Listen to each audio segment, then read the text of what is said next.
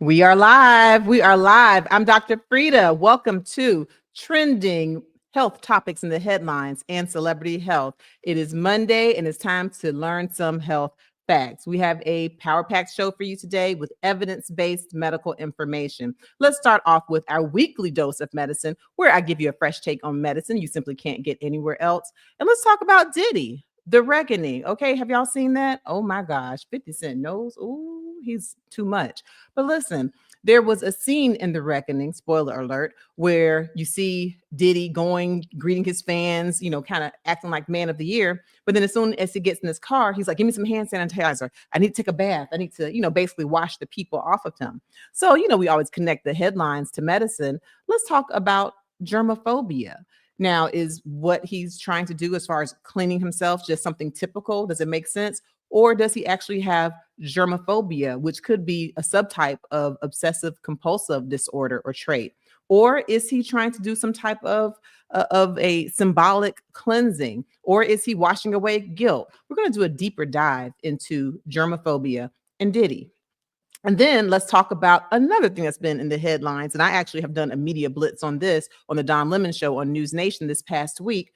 Hepatitis B, the birth dose of hepatitis B, which has driven down the hepatitis B infections in children in this country down by 99%. Well, now RFK Jr.'s ACIP has overturned that decision. They've decided to get rid of the birth dose. We'll talk about what that means because I really don't think a lot of people understand. So we'll get into that.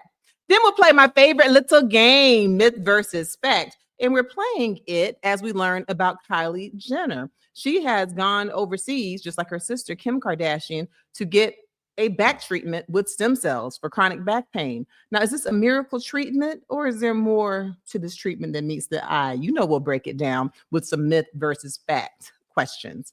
And then we'll get into our second weekly dose of a fresh take of medicine that I give you. And in this second dose, we're talking about Guy Fieri, the worldwide cook extraordinaire. He said his quadriceps exploded. Yeah, his quads exploded and it put him in a wheelchair. So we'll talk about that.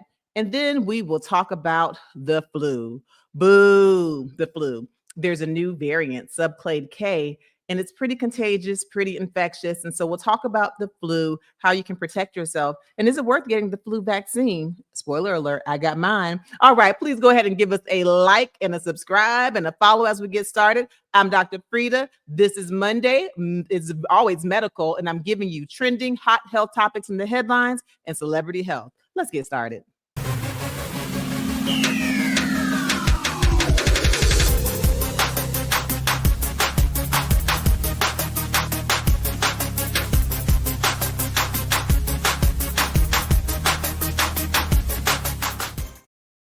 We are live. I'm Dr. Frita, and I'm ready to get this day started. I hope you are too.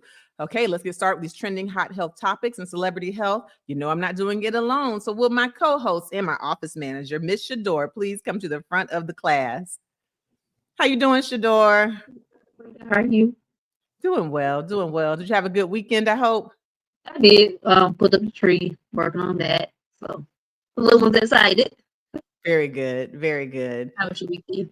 It was good. It was full of basketball Friday, Saturday, and it was pretty good. We had some events, some happy, some not so happy. Had a homegoing service for a good friend, which was as happy as a homegoing service can possibly be. He was a really good man who's actually my medical school classmate, good friends with him and his wife, who is a dentist. And his name, we call him Oak. His name is Dr. Kelly McCants. He was just more personality than you can even imagine. Kind, never met a stranger, hilarious, always. And he was actually a transplant cardiologist. And so the room was packed. It was standing room only. So many people loved him just because of the loving person he was. And so it always hits home, when someone who's close, who's young, who has so much potential, so much going on, leaves here. But, my prayers definitely going up for my friend, his wife, Dr. Jen McCants. And it was as happy as a homegoing service can be, but I won't lie, I'm not happy that he's gone. Condolences to all. Yeah. All right. So Let's go ahead and get started. Tell me, Shador, who was the first person here in the chat? Actually, before I shout, that first I have 2 new members, Dr. Frita. Okay. We have Miss Patricia. Welcome. Thank you. Welcome to the membership, Miss Patricia. Listen, I was busy this weekend and I did a members only live. And for that one, for all tiers of membership, you'll be able to take a peek at that as I was reacting to some of the health news. But welcome to our membership. We definitely do a members only live Q&A at our top tier. And of course, you always get members shout outs, special emojis. And thank you for joining us here. We give evidence-based medicine.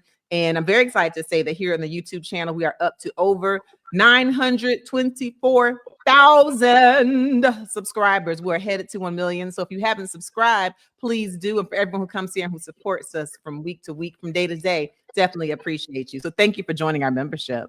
Absolutely. And also to Miss Judy joining the membership as well. Welcome, Miss Judy. Thank you for joining. We appreciate you. Please go back and take a look, depending on your tier, of the different members only content we have. I always come on here and give y'all a little different spin on our members only videos. Thank you for joining.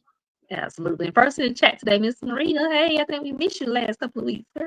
Hey, welcome. It's good to see you, Miss Marina. Get your pencils out because you know I'm going to be asking you questions. So let's go. All right. Let's start off with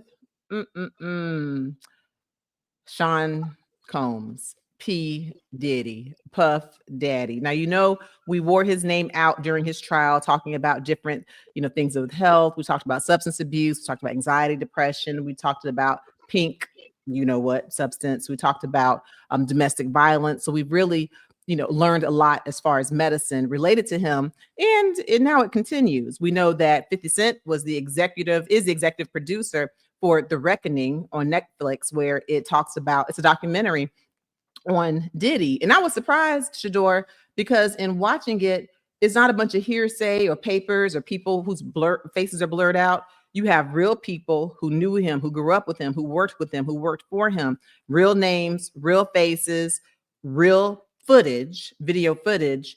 And so I'm like, ooh, this is looking a bit accurate, which shouldn't surprise me because I know, 50 Cent, I think he's a proud troll to troll people, but he's also a man of high intellect and he's a man of high wealth who I'm sure wants to protect his wealth. So I don't think he would have put this out unless he thought that it was ironclad, and not something that he could be taken down for defamation. At any rate, let's go ahead and tie it to medicine. I want you to watch this clip because it is something that could potentially reveal that Diddy has some germaphobia. Let's take a look and then we'll talk about it. The exclusive video also shows Combs in Harlem greeting fans. Lord, you wear, be with it. I'll accept it. I need some hand sanitizer. Hold on. I got. I've been out in the streets amongst the people. Yeah, I gotta take a bath. Like the amount of people that actually I'm coming in contact with, like that's what I have to do. You know what I'm saying? Oh. It's like 150 hugs. You're a public person as well, and there was one instance in Harlem, and his reaction when those people went away. Got in his car and said, I feel like I need to wash, like I'm dirt. It should show you his character. Was that the reason for including it? Yeah, I mean, and what's the odds that you would do that in front of the camera? Like that's one of the moments where he forgot he was on tape. The exclusive. Very interesting. So we'll talk about germophobia, also called misophobia. We'll talk about obsessive compulsive disorder. And again, I'm not Diddy's doctor. I'm not diagnosing him. I'm just going to use this as a bit of a springboard to talk about something that can be good information for all of us. So we'll talk about that. But first, I want you all to put in the chat and put Diddy, in all capital letters. And I want you to answer this question. With Diddy's hand washing, with him saying that he needs to go take a bath, he needs to just get it all off of him, he needs to sanitize. Do you think that this is normal, like completely normal? Or do you think that this is a sign that he could have true germophobia? Okay, like he just really needs to get the germs off. And we'll talk about the definition of germophobia. Do you think that this is symbolic? Is it him wanting to cleanse himself of some type of guilt, to cleanse himself of pressure? Is this some type of a symbolic cleansing? Or is it a sign of Diddy trying to distance himself from the very people he has used to gain his fame? Okay. So just kind of tell me, when you put Diddy, what do you think of his hand washing? If you think it's totally normal, that's fine too. I'm just curious to see what you think. So is it totally normal? Is it a sign of misophobia or germaphobia, which is a rational fear of germs or dirtiness or uncleanliness or untidiness? Is it him trying to cleanse himself of guilt? Or is it him trying to distance himself from the very people? Okay, just tell me what you think about it, a capital Diddy. All right, so let's talk germs. Let's talk misophobia or germophobia. So germophobia is actually an irrational fear of germs. Okay, it's not just a matter of, oh my gosh, we're in flu season, let me make sure I wash my hands after I touch surfaces. It's not that. It's when you get into obsessive washing, cleansing, bathing several times a day, washing your hands very frequently for long periods of time, to the point where you could actually have some consequences, like your skin being rubbed off or damaged, or you can wash your body, scrub your body until you're actually scrubbing your skin where you're having excoriations or scratches on your skin.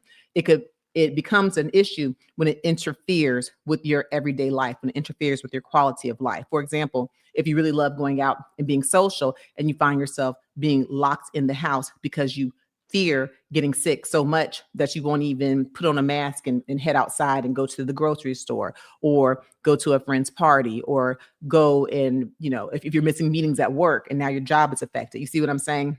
So it's when the fear gets to the point where it interferes with your everyday life. And, there are people, again, who are just like very clean and at a heightened awareness when you have flu season or when you're on a cruise ship, you don't want norovirus. And so you're running and washing your hands. That is not irrational. But if it gets to the point where you absolutely won't go and enjoy the cruise at all, you won't even eat, you won't use a spoon, you won't use a plastic spoon, and now you're affecting your nutrition, you're affecting your enjoyment, and you have intrusive thoughts about things not being clean, where you're changing your clothes several times a day, or as soon as something touches you, you're going. That's when it becomes a problem and you have misophobia or germophobia, very likely. Make sure you get an official diagnosis from your doctor. So that's in general what it is. Shador, you about to say something? No. Okay. When we talk about germophobia, we start talking about a spectrum of things, which could be related to obsessive compulsive disorder or obsessive compulsive trait, which you've probably heard of it, or OCD. Again, I'm not diagnosing Diddy. You can't diagnose him. I'm not his doctor. But just in general, when you think about OCD, you get intrusive thoughts and the thoughts really invade in general, beyond just germs. For people with obsessive compulsive disorder, they may do things like have an irrational fear of someone breaking in. Now, it's rational to lock your doors, set your alarm, be aware of your surroundings, be listening, pay attention to if something changes in your home. That's rational. But if you walk in and you lock your door and you go back and you make sure it's locked again, and you go back and you make sure it's locked again, to the point where now you spend an hour and you've gone back 30 times to make sure that the door is locked, that's no longer just rational behavior. That's the intrusive thought of, what if my doors are not locked, actually starting to invade and affect your quality of life, right? And so that's the key, when it's irrational fear, not logical fear. And so with germs specifically, an irrational fear of not being clean. And so I'm curious, do we have anyone in the chat yet who's put Diddy, and do they have any comments? And whether you watched it or not, but if you did watch it and you just have some other comment related to this, then go ahead and put Diddy and comment as well. All right, Nedheads. Comments. I'll kind of bounce around here. Start with IG. Hello. Hi, welcome, IG. Thank y'all for joining. And listen, IG, I talked about us being, pushing toward 1 million here on YouTube, but on IG, we're almost up to 60,000 organic followers. So I really appreciate y'all, because I know y'all are there because you want to be there, and I'll continue to give you good content. And I know if you peek and you look on all of my platforms, just keep peeking, keep looking, you'll see where I did some pretty intense reels going over some things when it comes to hepatitis B, to really make it clear. And I have some comments in there that are quite interesting if you want to go and enjoy the comment section as well. All right. This is from Malgosia. Hope I pronounced that correctly. Okay. Malgosia says that absolutely normal people are dirty. Okay, absolutely normal. People are dirty. Okay. All right.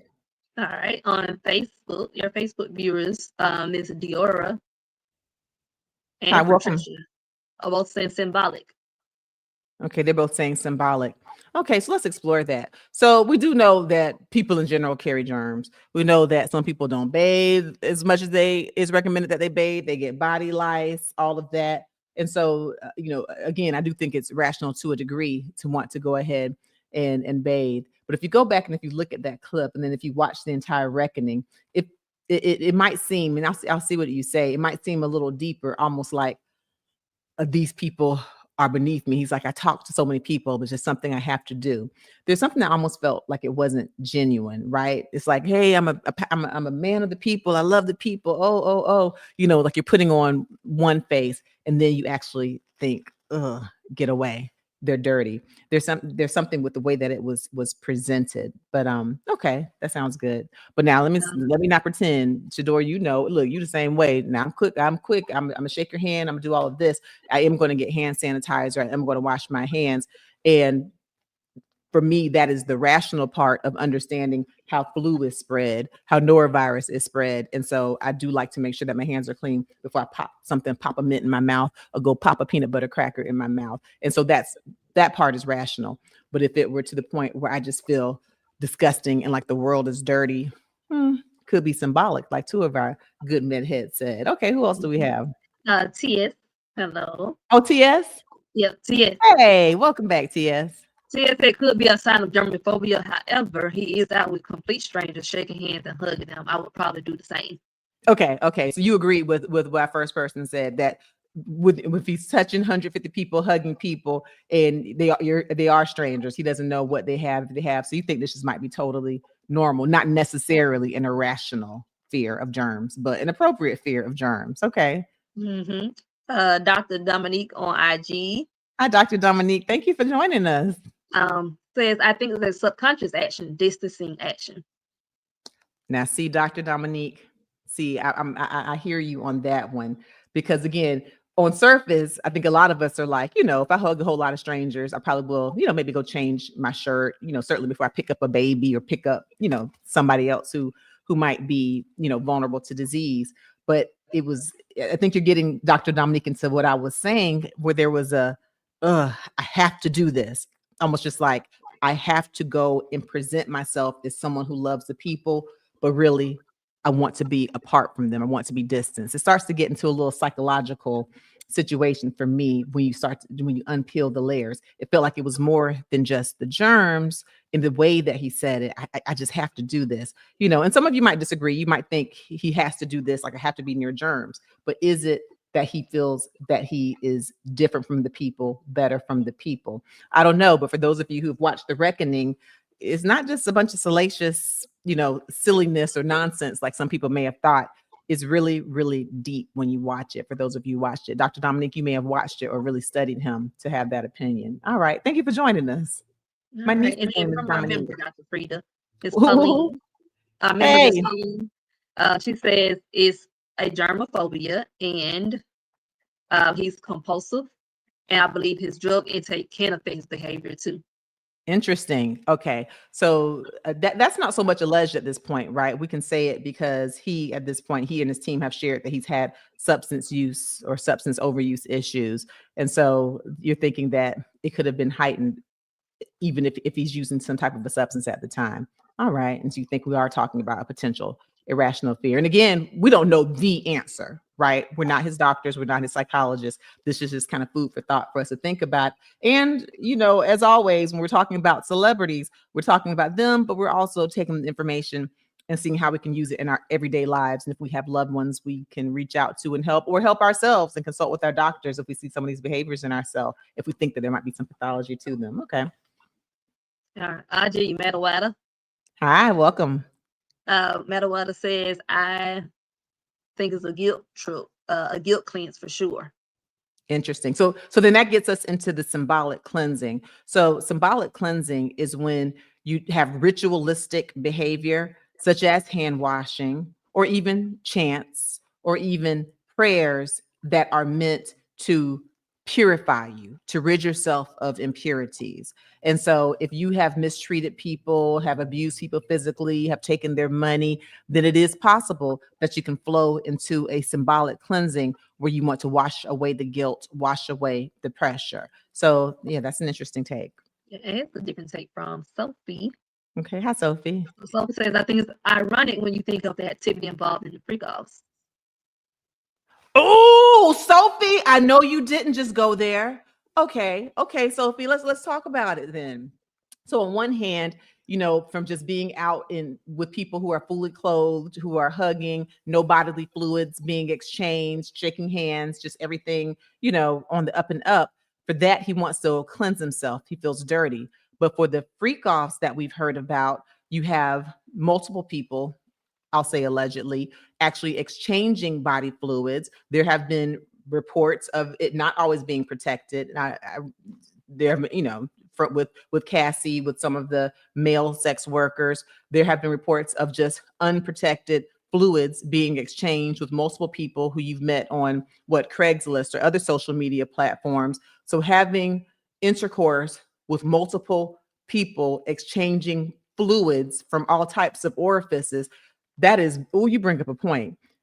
On one hand, he's germophobic about touching, shaking hands and hugging. On the other hand, he's involved in the freak-offs and really exchanging bodily fluids where you actually can get communicable diseases. You went there. Very good point. You come to the front of the class. Mm-hmm.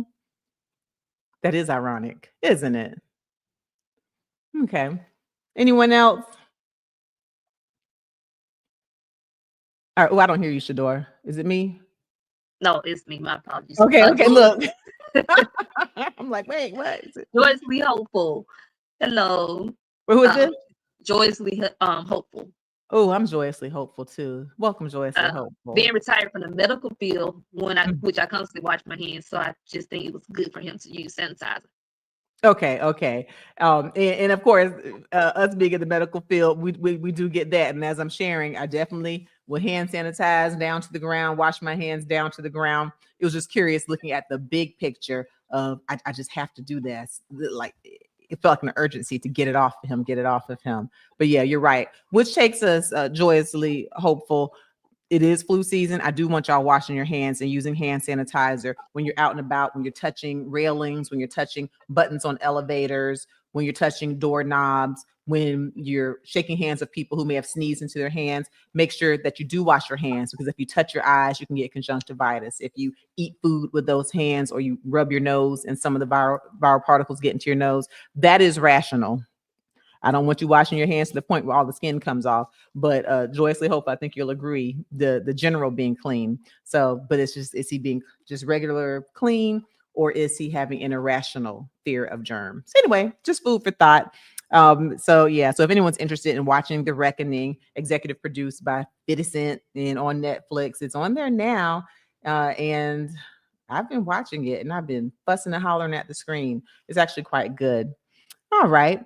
Well, let's get into some more of our weekly dose of medicine. Now, this one hits home for real. And yes, please make sure you give us a like. Give us a like and give us a subscribe on YouTube if you haven't already. We're trying to get to 1 million here on the Dr. Frita channel. We're up to over 924,000 subscribers. I thank you. I appreciate you. Let's go ahead and march toward 1 million. And please follow me on all social media platforms, because I do give different takes on different social media platforms. So go and give me a follow. We give evidence-based medicine here. And for those of you who are new to the Dr. Frita channel, I am Dr. Frita. I'm an MD. I'm a medical doctor. I am a board certified nephrologist, meaning I'm a kidney doctor and a high blood pressure doctor. I have also been board certified in internal medicine, pediatrics, and obesity medicine. And I read medical articles, journals every day. Every day, no exaggeration. And so I love to learn. More importantly, I love to share. And so when you follow us, when you subscribe to us, you get evidence-based medical information that will help you to learn more about health concerns that could affect you or loved ones. And very importantly, it empowers you to be able to better advocate for yourself. So when you go and you see your doctor and they go in the room, okay, everything looks fine. All right, bye. You can stop them and say, okay, wait, you said everything looks fine, but what is my hemoglobin? Or you say everything looks fine, but I'm I have these risk factors for heart disease, and don't you think I should do X test, Y test? I'm not saying it's going to make you become a doctor, but it's going to allow you to use certain buzzwords and have a certain knowledge so you won't be overlooked. It won't be as easy for you to be talked to in a condescending manner. And so I take great pride in the medical information that we share. And again, it's evidence-based. So go ahead, check us out. You won't be disappointed. All right. So for the medical blitz, Shador. Okay.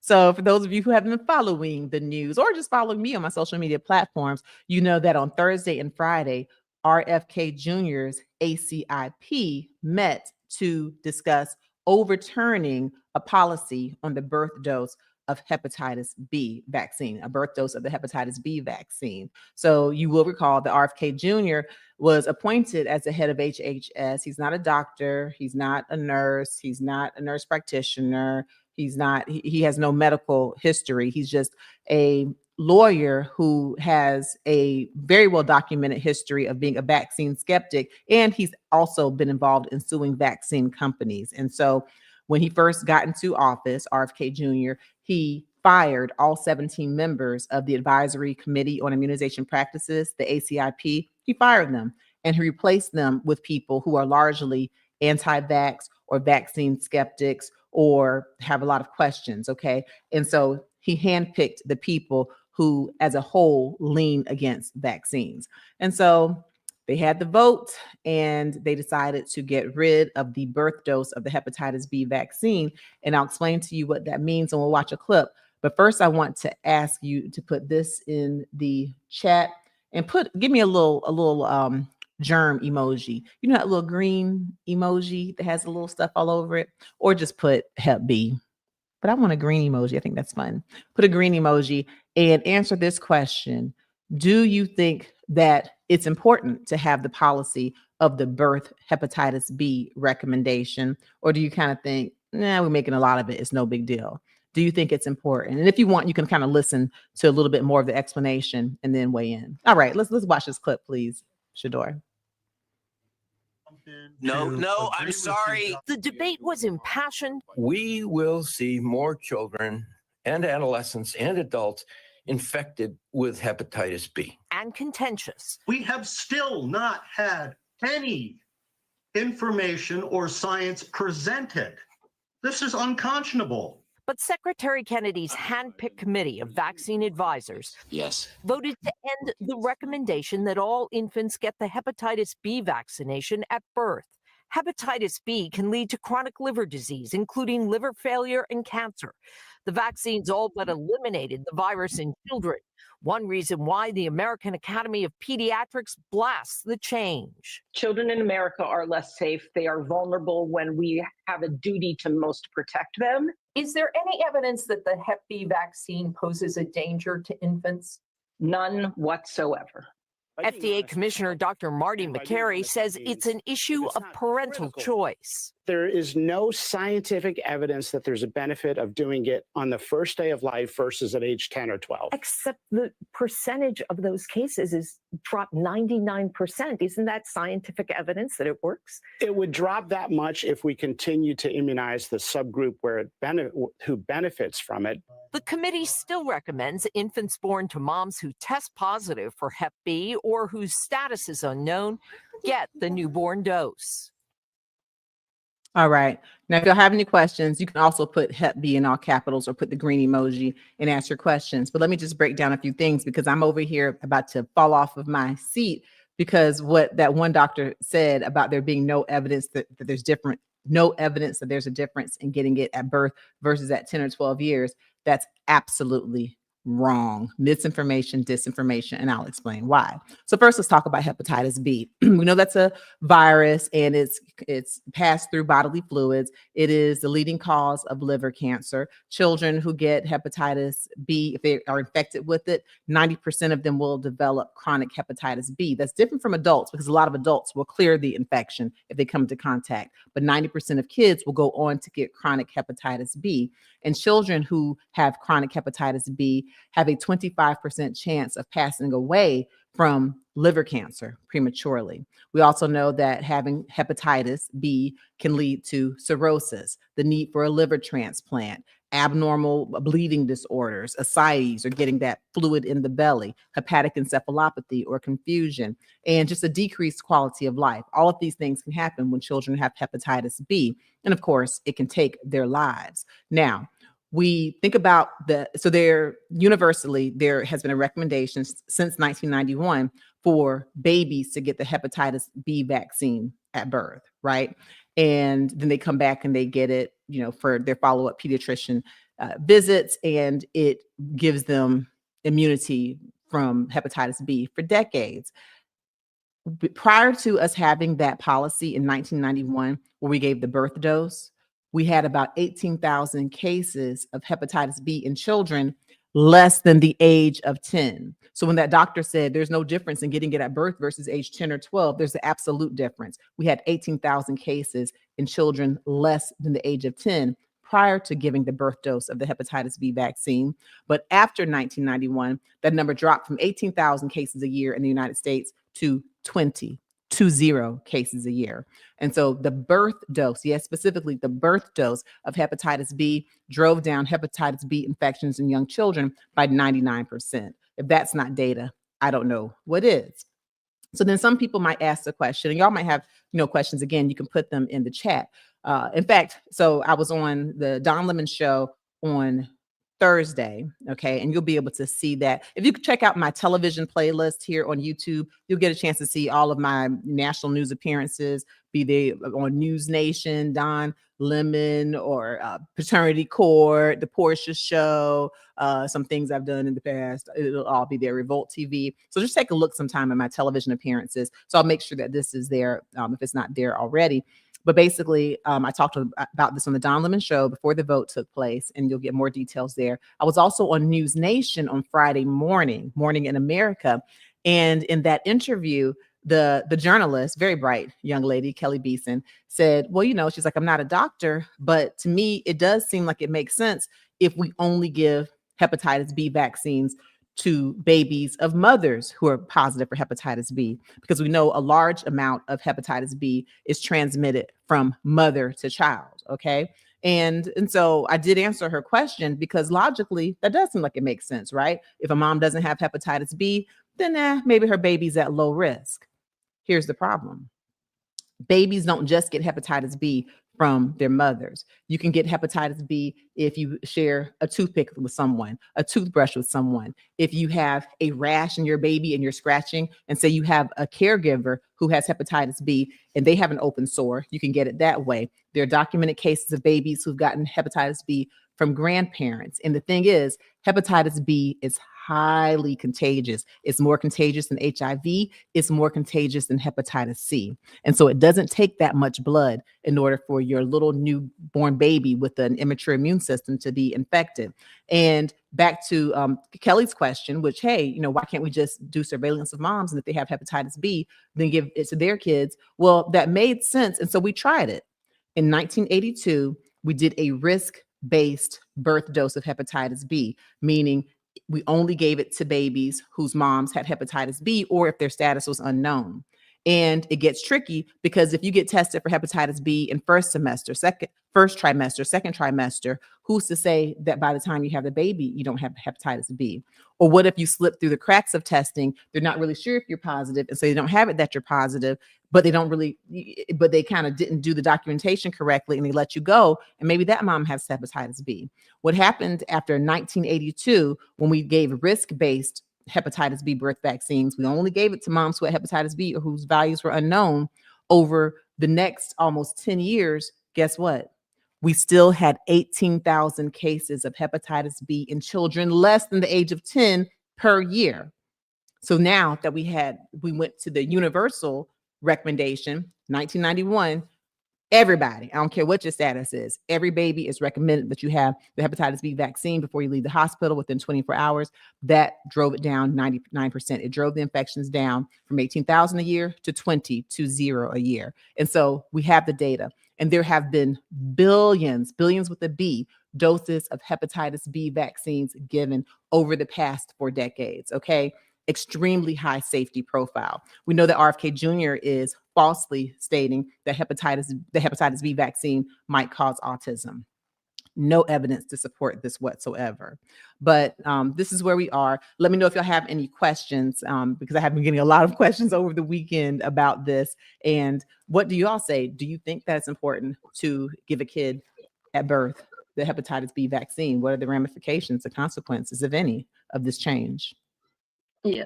Bernard on IG, Dr. Frita has a question. Hi, Bernard. What causes hepatitis?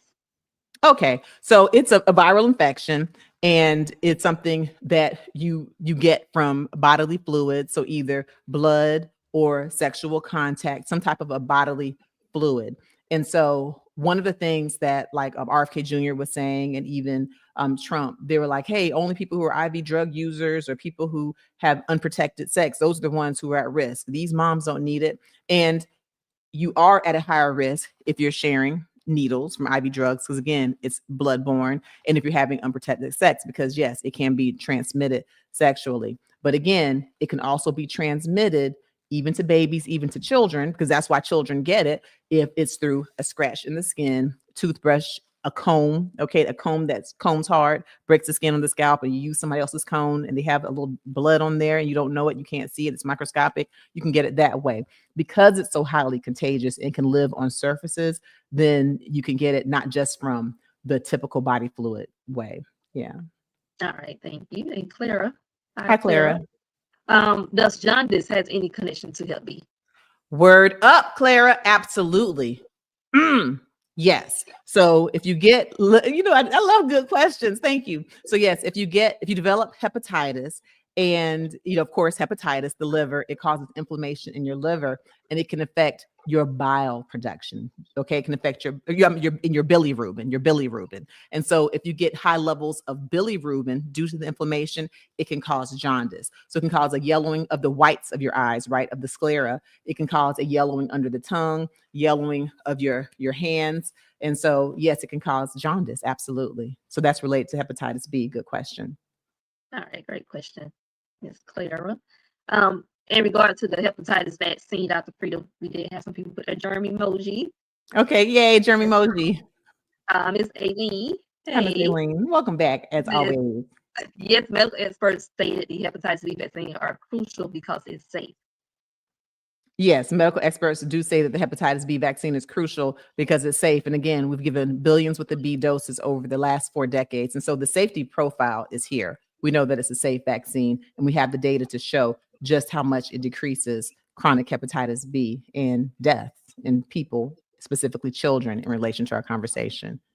Yes, ma'am. Then I remember Ms. Pauline. Thank you for being a member, Ms. Pauline. Ms. Pauline says, I truly believe that this step is a mistake and will cause a lot of health issues. I worked in healthcare for years and come in contact with bodily fluids. It was mandatory in the hospital. Absolutely. I'm glad you brought that up. So you're saying that you think that this will cause a problem. It can cause increased infections. And yes, as a fellow healthcare provider, we don't always know what infections our patients have, right? We don't know if they have hepatitis or not. And if you develop hepatitis B, you can go home, you can give it to your baby, and that's really something that's unfortunate. And so we have the data to show that when we didn't give that birth dose, that the numbers of infections went up. And here's another thing. Some people are saying, well, so we saw that one doctor with the misinformation say, well, what's the difference between giving it at birth or 10 years? Some people will say, well, hey, what's the difference in giving it at birth versus 2 months? Well, here's the issue. Once you start getting disinformation into the system, they say that it's a shared decision-making situation where nurses, doctors will come in and say, hey, do you want the hepatitis B vaccine? It's your choice. But if the leadership is saying that the hepatitis B vaccine causes autism, which it doesn't, if the leadership is saying, well, only if you're a drug user or if you're a promiscuous woman should you want it, if they're kind of putting a value judgment on you, it's going to make moms less likely to get it. The other thing is that a lot of insurance companies base their decisions on the ACIP, okay, the Advisory Committee on Immunization Practices. And so in the future, it is possible that we could lose insurance coverage. And what's the chance of someone who's like a low income mom who maybe even doesn't have the proper education, but she's just depending on trusting her doctors, if she leaves that hospital and no one tells her that they recommend it, What are the chances of her, traveling back to get it? What if she lives in a rural area where it costs a lot of money to travel? If it's not deemed to be important by the ACIP or by the CDC, then moms who aren't necessarily, sitting here watching the Dr. Frita show every Monday, they might not have the information, and you tend to trust what the doctors and what the government is telling you. I mean, the CDC has been the go-to for years internationally for information. And so you have, not everyone is sitting here reading news articles or watching doctors. They're just listening to what they're told. And so this could cause us to have a decrease in the uptake of hepatitis B. So I agree with you. It can become dangerous. We already saw what's happened with the decrease in the uptake of the measles vaccine, right? We had eradicated the measles in the year 2000. Now we have more infections than we've had in 30 years, and we've had deaths in children from measles. We see what's happening with the decrease in pertussis vaccine. We've had higher cases of whooping cough, which is caused by pertussis. So it starts here. This is a big move that RFK Jr.'s ACIP made in getting rid of that policy for hepatitis B, but that's the beginning. What happens if you start taking away school mandates and say, oh, it's just the mom's choice, and we can start seeing polio again, right? More whooping cough, which can cause death. It's a slippery slope. Make sure you check out my short form content. You'll be able to go here on YouTube and other social media platforms where I talk about life before vaccines. And I break it down and I give you numbers. And I talk about why a lot of people aren't afraid of life before vaccines. Why aren't you afraid of the boogeyman? Because you've never seen him. Why aren't you afraid of smallpox? Because it wasn't around. We eradicated it with vaccines. But prior to the smallpox vaccine, smallpox killed 80% of the children it infected. Okay. Why go backwards? We've already seen life before effective, safe vaccines. A lot of preventable infections are going to happen, and we're going to lose a lot of lives unless something changes with this leadership. RFK Jr., unless something changes. And this is not just me talking. You'll recall all of the past surgeons general came out and did an op-ed saying that they felt that RFK Jr. was dangerous for the health of this country. And the CDC directors, the former CDC directors, have come out and spoken against him. And the major health organizations like the American Academy of Pediatrics, they have unequivocally spoken out against this decision to overturn the hepatitis B birth dose. So make sure you consult with your doctors, consult with your pediatricians, look at the major organizations, and just try to make decisions that are safest for you. And I definitely can say that here on the Dr. Frita channel, we're committed to evidence-based medicine. If the evidence changes, we'll present it. All right. Thank you all for that robust discussion. Can we play my favorite little game, Shador?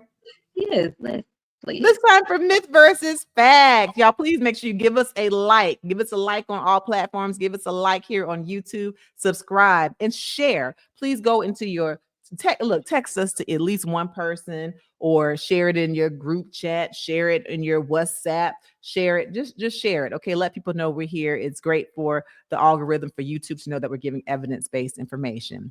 Myth versus fact, my favorite little game. Let's talk about the Kardashians, shall we? Well, we know, Kylie Jenner, one of the younger Kardashians, she has 2 babies.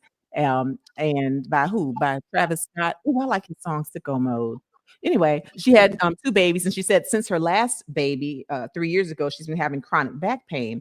And so she had seen that her sister, Kim Kardashian, had some success with stem cell treatment. And so she went and got herself some stem cell treatment. She said it's been a game changer. But I want to talk about stem cell treatment. Is it really a miracle drug, or are celebrities doing too much? Let's play this clip and let's talk about it.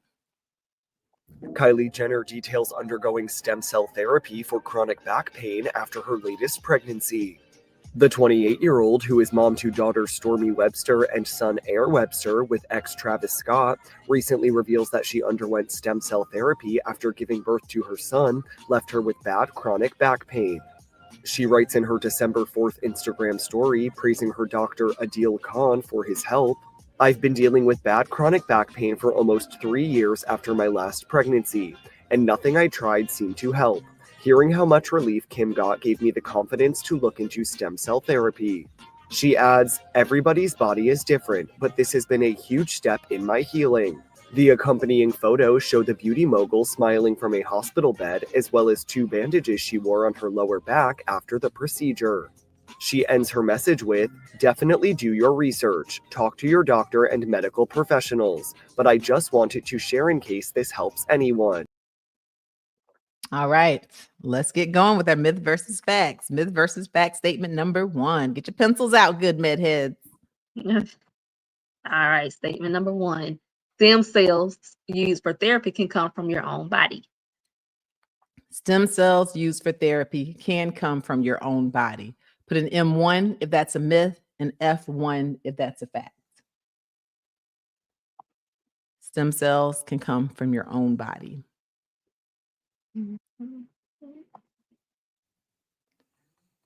All right, myth versus fact statement number 2, please. Pregnancy can change spinal alignment and contribute to chronic back pain. Okay, can pregnancy change spinal alignment and contribute to chronic back pain? Oh, pregnancy, can it do that? Put an M2 if this is a myth, and F2 if this is a fact, Jack.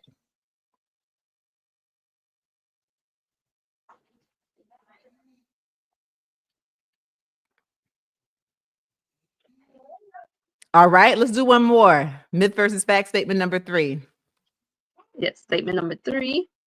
All stem cell therapies available are FDA approved and proven to work. All right, so all of these therapies are FDA approved and proven to work.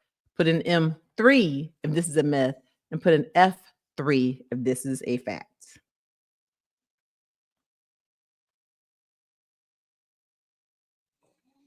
All right, pencils down, pencils down.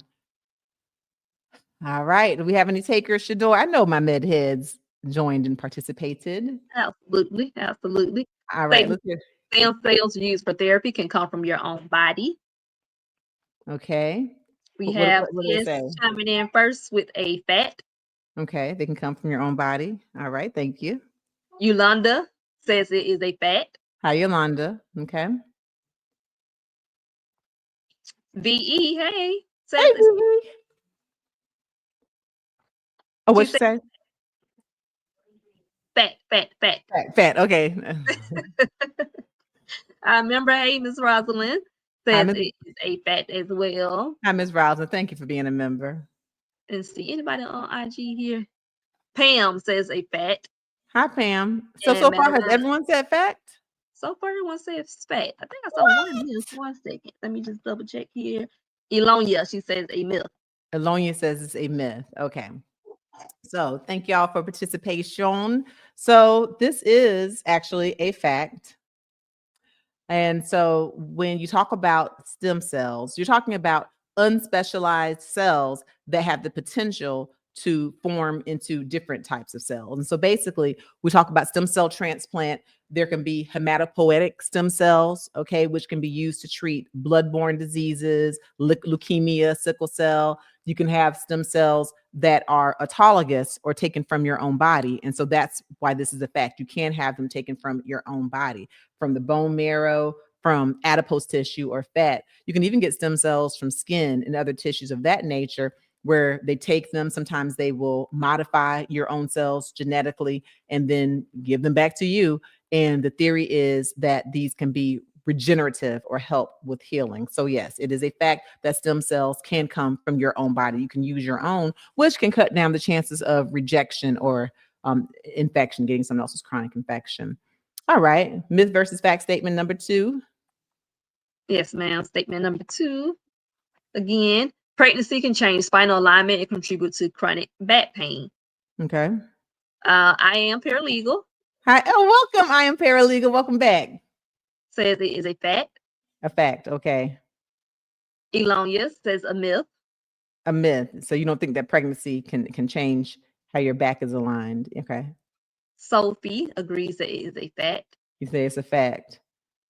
And I'm wondering how many people answering have actually been pregnant too. That'd be interesting. Blue Crystals says it's a fact. A fact. Okay.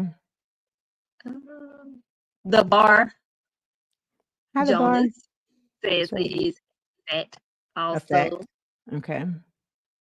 and on IG, any takers on here? Cutie Pie says a fact.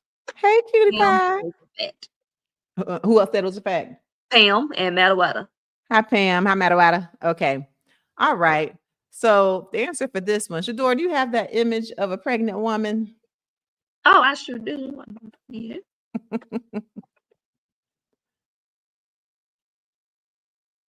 There she goes. There she blows. Okay, this woman was pregnant with this child. Literally, this photo was taken 20 years ago, November 2005. Can you believe how time has flown? Oh, I was so young. Okay, so that's a pregnant belly. All right. And that's me for anyone who can't see that how I looked 20 years ago. The answer to this is it was a fact. It was a fact. And you'll see when you look at images of pregnant women that there are different things that can contribute to the alignment of the spine being thrown off. One, hormonally, the joints relax and they become more malleable, more able to move. And this makes sense because when you have a whole human life that's coming out of your pelvis, you don't want to have tight pelvis bones, tight, stiff, hip bones. You want them to be able to kind of loosen up and move more easily to make room for the baby. Okay. So hormonally, your joints loosen up, including the joints in the back. And this can actually cause a malalignment or some type of a poor alignment. And sometimes it can lead to chronic back pain. The other thing is that your center of gravity is thrown off with a gravid uterus, with a pregnant belly. So now, instead of you just kind of being upright with a stomach that's relatively flat, your whole uterus with its whole human life and all the fluid around the child is now leaning forward. And so in order to counter that force and keep yourself from going forward, you tend to lean back as you get further along in pregnancy. And you can imagine if you're doing this chronically for weeks and months, then that with your softened bones and loosened joints can also lead to a malalignment. So you can get some spondylolisthesis, you can get like a slipped disc, you can get issues with your hips. All of these things are documented to happen in pregnancy. So that's why it's a fact. And so it makes sense when Kylie Jenner is saying that she's had chronic back pain for the last 3 years since her youngest child. That's certainly feasible that could happen. Okay, let's do this last one and then we'll keep it moving. Myth versus fact. Thank y'all for the participation. All right. Statement 3. All stem cell therapies available are FDA approved and proven to work. Okay. All right. We have Purple Onion. Hey, Purple Onion, welcome back. Purple Onion says it is a myth. A myth. You don't think they're all FDA approved or proven to work? Okay. Sophie agrees. A myth. Hi, Sophie. A myth. Okay. So does Miss Aileen. Hi, Miss Aileen. Myth. Agrees it's a myth as well. Okay. Miss Marilyn says it is a myth. All right. Our members, Miss Rosalind. Hi, thank you for being a member, Miss Rosalind. Colleen both say that it is a myth. Thank you for being a member. Okay. And they agree on IG, Dr. Frita. They all say it's a myth. Myth. You know what? You know the problem with med heads? Sometimes they're too smart and I don't have any fun if I can't trick you. So you are correct. It's a myth. So let's talk about it. So there are it's a limited amount of stem cells that are FDA approved. And these are some of the hematopoietic stem cells, which are the ones that are specifically used to treat blood disorders. And so treatments for leukemia, treatments for sickle cell disease, those have been FDA approved. They've had trials. Now, there are other trials that are going on where there's stem cell research being on either for orthopedic reasons like shoulder pain, back pain. You have trials going on, but as of now, they have not been FDA approved. And so that is why you'll see a lot of people with means like celebrities fly to other countries to get that stem cell treatment. Okay. It's because it's not approved here. And so we'll see. And the research is largely promising, but certainly all stem cells are not the same. You have different ones. You have ones that can come. You have pluripotent ones, multipotent ones. You have ones that come from umbilical cords, Wharton's jelly. You have stem cells that come from, different sources. Some have the potential to form to a lot of cells. Some more limited. They might only form into blood cells. So that's why it's a myth that all stem cells are the same. And again, there only are so many that are FDA approved. And so if you're seeing a doctor or a healthcare provider, or you're seeing someone who's a self-proclaimed wellness expert who's offering you stem cell treatments, make sure you do your research and actually find out if it's something that's FDA approved. If not, you have to be careful because there have been reports of infections, even blindness, okay, tumor formation by some stem cells. It's true. And that's why we're having the trials. And so if we see certain stem cells that are likely to cause these issues, we catch it in a controlled setting. If you start going off and you start getting these things that aren't FDA approved, you got to be careful because you could have some consequences. Now, Kylie Jenner, Kim Kardashian, they have means and, they're able to fly other places and, perhaps they've done their own personal research, but we have systems for a reason. And so understand that most of these are not FDA approved, even the ones with joint pain. Not saying that they won't work, not saying that the research isn't promising. I know of a lot of stem cell research that looks very promising, but for your own safety, make sure you consult with your doctors and stick with the things that are FDA approved. Yeah. So it's not a miracle drug at this rate. This other thing, it doesn't cause an automatic cure either. The stem cells, even the ones that have been reported overseas, it still takes months for the healing. Okay. It's regenerative therapy, but it's not a miracle drug. All right. Thank y'all for your participation. All right. Let's get into our second dose. Make sure you give us a like, subscribe, follow us on all social media platforms. Help us get to 1 million here on YouTube, please. All right. So for the second weekly dose of trending hot health topics in the headlines and celebrity health, let's talk about Guy Fieri. Okay. We know that he's a world-renowned chef, and he said that his quadricep exploded. Say what? Let's play that clip, Shador. Tear the biggest, thickest part of your quad in half. Yeah, it sucked. Guy Fieri is on the road to recovery. The Food Network star detailed a gruesome leg injury that's left him unable to walk for 8 weeks, telling Fox News Digital in an interview published November 24th that even his doctor was taken aback at the extent of his wound. Slipped down a set of steps, and one foot went forward and the other foot got caught on the threshold. And so I, it extended me out. I looked like I was probably doing the splits, but when my right leg compressed into itself, the giveaway point, and the doctor said, he goes, he's never seen, in 20 years, he hasn't seen it, that kind of to have it hit, to tear the biggest, thickest part of your quad in half. Yeah, it sucked. Guys, all right. Yeah, I imagine that did suck, to use his language. But yeah, so he ripped his quadricep in half. And so let's just talk about the quadriceps and let's do a little review of what they are and kind of some injury, what kind of mechanisms of injury. So, your quadricep, your quads, like in the front of your thighs, that's that muscle that helps you to extend your legs. And it is huge, as you can see. And something that can be relatively common is if you tear your tendon. So the tendon is that portion of the muscle that attaches the muscle to the bone. And so you'll often hear of the tendon, being ripped in certain injuries, like if you have an overuse injury, if you're doing a whole lot of bends, squats, and you're doing overuse, or sports injuries where there's some type of a very high impact, or, you can have different situations like that for tendon rips, but for him, they say he tore the whole quadricep in half, which is why he says that it blew up, which is kind of frightening.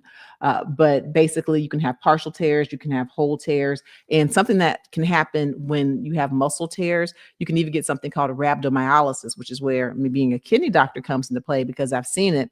So rhabdomyolysis can occur when you have a lysis or ripping of muscles, and it causes the pigment, myoglobin, that's normally inside of muscle cells to come out into the bloodstream. Well, myoglobin is actually poisonous to kidneys. Okay, it's nephrotoxic. And I've had patients I've had to put on dialysis due to rhabdomyolysis. So sometimes people who are doing a lot of overuse, even without ripping a muscle like he did, can get individual muscles that tear. And so that's something to be aware of if you're someone who is exercising a lot. I know a lot of times we'll say no pain, no gain, but if you're having severe, intense pain, muscle swelling, and if you get dark urine, pay attention to that also, and decreased urine output, go in to see your doctor because it could be rhabdomyolysis. So I certainly hope that he heals well and heals quickly, because he was showing up in a wheelchair for Thanksgiving.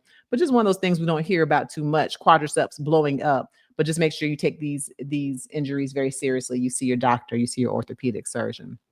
All right. Can we talk about the flu? Boo. There's a new variant of the flu, y'all. And so we talk about the flu, and I like to say flu before boo. Get your flu vaccine before Halloween. I got my flu vaccine. I don't want it, and I really don't want to give it to my vulnerable patients. But we have our flu vaccine that's been made. Unfortunately, the strain we had is not the one that we now hear is going around. There's a subclade K strain. It's in Japan. It's in the UK. It's in Canada. We don't know if it's here yet. But let's play this clip and let's talk about what you need to know about this new variant of the flu. Now to our deep dive into a new flu strain that health experts warn could make for a nasty flu season. The new strain is called subclade K, and it's already spread overseas. Japan, they've already declared an influenza epidemic, and the UK flu season started a month earlier than usual. ABC News medical contributor Dr. Alok Patel joins us now with what we need to know about this. Dr. Patel, thank you for joining us again. How is this strain different from other flu strains, and why are health experts worried about it? Important questions, Ike. So basically, when you think about what a subclade actually is, that word literally means below branch, and it's in the family tree of influenza viruses. So when people hear these letters and these numbers like H3N2, that is influenza A. When there's mutations on those surface proteins, the proteins on the outside of the virus, that's when we get to subclade. So subclade K has mutations on those proteins. People are paying attention because we're seeing cases earlier and we're seeing more cases in places, as you mentioned, across the world, with subclade K now being identified in Japan, Canada, and the UK. It's still unclear about what this might actually do to the US, but this is definitely why the global surveillance influenza system, yes, that exists, is on high alert. All right. Yep. There's a new variant. So I'm going to talk to you about the flu, this variant, how the flu is spread, what you can do to protect yourself. But I want you to give me one of the emojis. It's like a little yellow head and it has the mask on it. Like if you type sick or infection, it might pop up. But give me the emoji with the mask on and answer this question, please. Do you think that people are taking the flu more seriously this season or less seriously? We've been through a lot. We've been through C-19. We've been through lockdowns. We've been through all kinds of things. Do you think people are taking the flu season more seriously now or less seriously? I'm curious to see what you think. And you could also ask me questions about the flu as well. All right. So this subclade. So this is, there are different types of influenza, A, B, C. There's even a D type. We mostly talk about A and B types influenza. Influenza B is a type that only infects humans. Influenza A can infect humans and animals, and it can be passed cross species. So a pig can give it to a bird, can give it to a human, influenza A. And so this one, this subclade K is an influenza A. And so is H1N1, okay, and some of these other flus that you've heard about. Now with this subclade A, it's a H3N2. And when you hear those H's and N's like H1N1, H3N2, it's referring to proteins that are on the surface of the flu. And these proteins are things that our immune systems recognize when we are able to get the correct vaccines or if we've been infected with that exact same flu strain earlier. Okay, so the H is hemagglutinin, the N is neuraminidase. And so this kind of helps you to know what type of flu it is. Even back in 1918, I'm curious. Y'all put 1918 in the chat if y'all know the answer. What flu pandemic did we have in 1918? I don't expect y'all to know this, but if you do, I'm gonna fall off my chair. All right, what flu pandemic did we have in 1918? All right, so back to the subclade K. So here's the issue. When we made our strains of flu vaccine, we make them before the flu season in anticipation, okay, based on the flu that other people have. Well, we actually didn't know about subclade K when we made our batch of flu vaccines, and so we don't have this exact H3N2 particle. We don't have these exact particles in our vaccines. The good news is there still is some cross effectiveness. So even if you got the flu vaccine like I did, then it will give you some type of protection, but admittedly, it's not the same protection that we wanted. In fact, it's looking like the flu vaccine will give you a 30 to 40% chance of not being hospitalized if you're over the age of 65. And I'll tell you, hey, I'll take a 40% chance, like almost half a chance of not being hospitalized with the flu if I'm someone who's older and immunocompromised. But honestly, we do like it to be more effective. And that's just what it is now. One thing that we blame it on it's not even just a blame, it's just like a rational reason. With the government shutdown, a lot of our communication with other infectious disease entities around the world, it was cut off. Okay. There was no one there to receive information with the updated mutations. And so, truth be told, for about 6 weeks, we didn't have any information on the new flu variants, which meant that we couldn't necessarily act quickly. That's just the fact. So the shutdown did have some type of health consequences. I'm sad to report, but I know I just got to tell y'all the truth for whatever the shutdown is worth. So with the flu, it can be, you can catch it through respiratory droplets, which basically they're spit particles. Okay, so if someone sneezes and their wet sneeze gets on you, gross, you can get the flu. You can also get it from aerosolized particles, like tiny, tiny little microscopic particles floating around. So if you walk into a room and someone has been breathing and they have the flu, even if you don't see or feel the wet spit particles, you can still get the flu that way. You can also get it from certain surfaces. Okay, so doorknobs, elevator buttons, things of that nature. If you wipe your face and inhale the flu particles, then your respiratory system can be infected. Wonderfully, a great way to prevent the flu is, of course, by the flu vaccine. The more effective, the better. But also a lot of hand washing, covering your mouths when you sneeze, with your elbows preferably. So if you shake someone's hands, you're not giving them the flu. My goodness. Also wearing masks can help as well. But that's just kind of the thing on the flu. And it is still recommended that babies as young as 6 months all the way up get the flu vaccine. Consult with your doctor, consult with your pediatrician to find out the recommendation for you. All right. Did anyone comment on flu? They're giving the nice little mask emoji. That's all I ask. Yes, they did. Yay. Thank y'all. It's the little things. And you asked about the flu from 1900s. Oh, did anyone get that 1918 flu? Yep, 1918 flu. Over on IG, and please chime in here. Blue Crystals chimed in first with Spanish flu. You got it. Blue Crystals, come to the front of the class. Yeah. And actually, we've heard of H1N1 like somewhat, relatively recently, like under President Obama's administration, we had H1N1, that outbreak. But it was also an H1N1 influenza A when we had the Spanish flu pandemic back in 1918. All right, come to the front of the class. We'll catch a little trivia. Real good. Okay. Anyone else with any comments on what they think about the flu? Yeah, Ms. Rosalind, she says more seriously because of the virus in the air. Yeah. In some cases, people think of it more seriously. But one might argue that since with those of us who are here, survived the C-19 pandemic, some people feel like they're pretty invincible now, mistakenly so. So, I can see it both ways. Mm-hmm. And when you mentioned that I am paralegal, says less people are getting the flu shots in 2025 versus 2024. Yes. And a lot of reasons. Some people feel all flued out. Some people feel like they're all, flued out. They feel like they've had so many shots between the C-19 shots and the flu and the pneumonia and then the shingles if you're eligible. And they're just like, forget it. Plus, a lot of the misinformation and disinformation coming from the top has a lot to do with people not getting it. And even if you're a person and you don't believe in the disinformation, like saying that, certain vaccines cause autism, even though that's been debunked and not proven, even if you're not a person who believes in the disinformation, you'll note that the funding for a lot of the public health promotion of vaccines has gone down. And so you're not even seeing the reminders that you may have seen earlier. And so for some people, it's out of sight, out of mind, especially if they don't work in the healthcare field, or if they're not, if they don't have parents who are elderly and vulnerable, if they don't have sick children on chemo, they might just not think about it. And so, yeah, I agree. Yeah, there's a lower uptake, less people getting the flu vaccine. Yeah.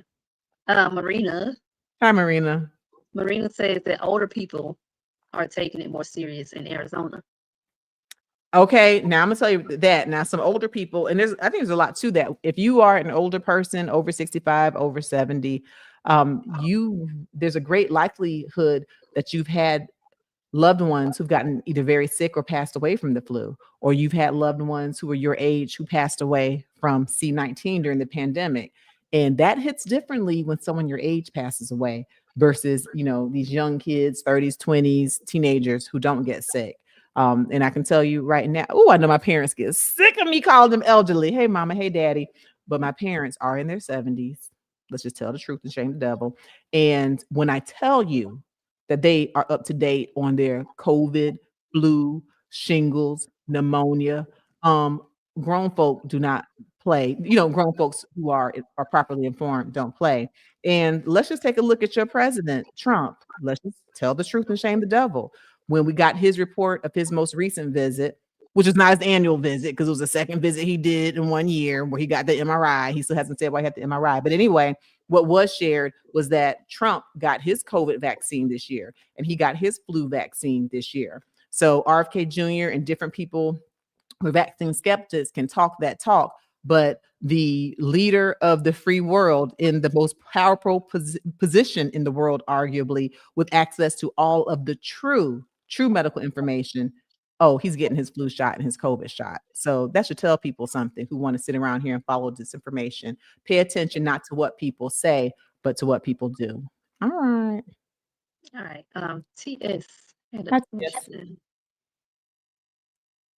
TS said, I had my flu shot a while back. Do you know if a second booster is needed or available? Right now, that's not being recommended, and right now it's not available. But that's a good question because I got mine. I guess I got mine close to Halloween. But as far as have they come up with one for subclade K, and now they're saying, "Hey, everybody, come get this new variant"? No. But if I find out, I'll come here and I'll update you. And even in between Mondays, just make sure you're following me during the weeks on my other social media platforms because I'll hop up in a minute and get up here and give y'all a relevant update. But even with the flu vaccine that was available, it should decrease the risk 30 to 40% of hospitalizations, getting sick. So there still is some protection. Yeah. I want more protection, but I guess I'll get the rest of my protection by washing my hands like Diddy.